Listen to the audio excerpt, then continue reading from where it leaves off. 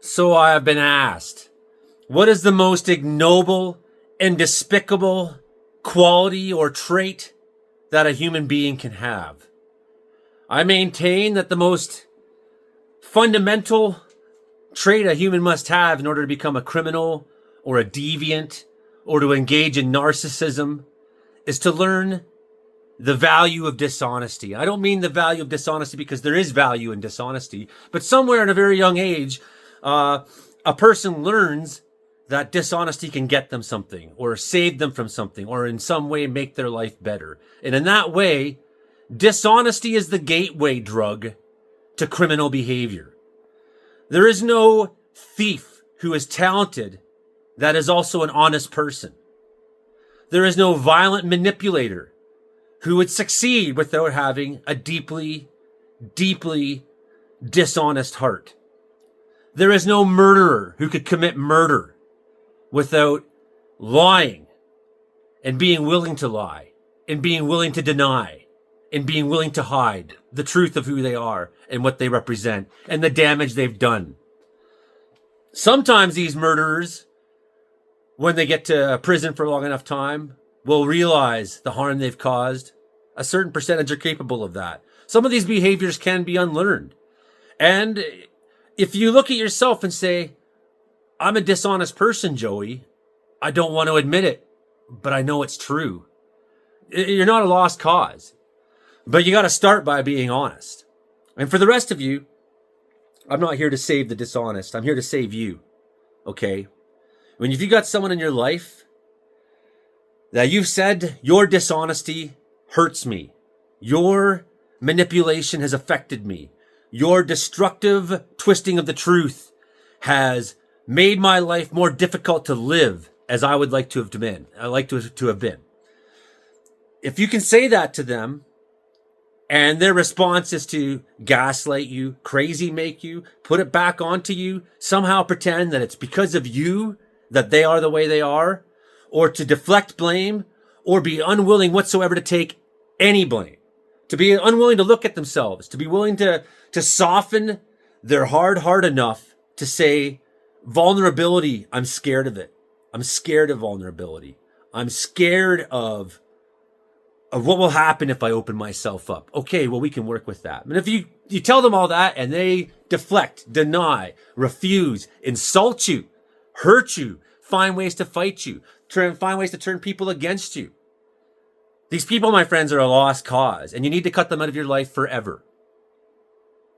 You need to walk away. They need to be taught the lesson that hurting people, that being untrustworthy will not get you anywhere in life. And maybe if enough people do that to them, they will see themselves as they are. Some of the good qualities too, maybe they'll see, but they'll stop hiding the bad qualities for themselves. They'll stop denying the truth of them, of who they are and what they are, and say, okay, I've caused a lot of damage, but I know I can come back from this. Because you can. If you're a fucking liar, if you're a dishonest person, you don't have to stay that way. People don't want you to keep the lie. They're waiting for you to break the lie. They're waiting for you to come clean and say, I've been wrong, and I can't go any further in my life alone pretending otherwise. But anyways, the most dangerous human trait is dishonesty. For every mad thing that happens and bad thing that happens, every horror, every terror, every traumatic event that people knowingly do to another person is made possible through dishonesty, is made possible through manipulation and lying. Every person who refuses to look at themselves, to look at the damage they've done, is a dangerous person. Any person who cannot accept that they have effect on others. And one of the things my sobriety is about is understanding that effect on others. But it was never a problem of mine to begin with. I always fully understood my effect on others, and I would often beat myself up over it. My honesty became a tool for hurting myself. And when I had to deal with dishonest people who said, you're wrong, that's not what happened. I said, well, I was there. Other people were there. How much damage that did to me, having to compensate for their lies as an honest person. Honesty has always been something that's been part of my life. When I was young, I would, 4 or 5 years old, I'd try to lie to mom about something, and I'd do this thing with my tongue, and she'd say, "You're lying, son." Like, she's got me. And she convinced me at a very young age that I wasn't a good liar. She convinced me at a young age that I'd be better off to speak words and defend myself with logic, to defend myself with truth, to rationalize things out and say, okay, I was wrong, but this is why I did it. Or I was wrong and I accept my punishment. And everything was made easier in my relationship to this day with my mother because she taught me to not lie. It's fundamental to who we are. I'm not a dishonest person. That's caused me a lot of grief. It's caused me a lot of grief, especially with dishonest people who would take your honesty and use it against you.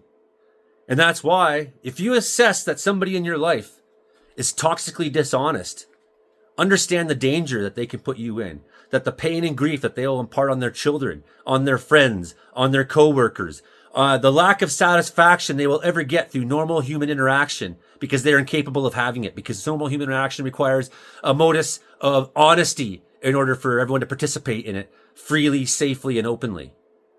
You got to feel sorry for these people to a point, but not to a point in which you allow them to ruin you. My friends, cut dishonesty out of your life.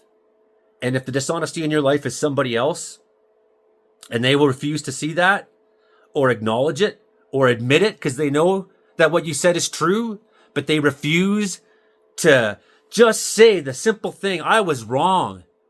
I have hurt you. I have been mean to you. I have treated you unfairly. And they can't say that to you. They're not worth having in your life. Stop hinging your self-worth on them.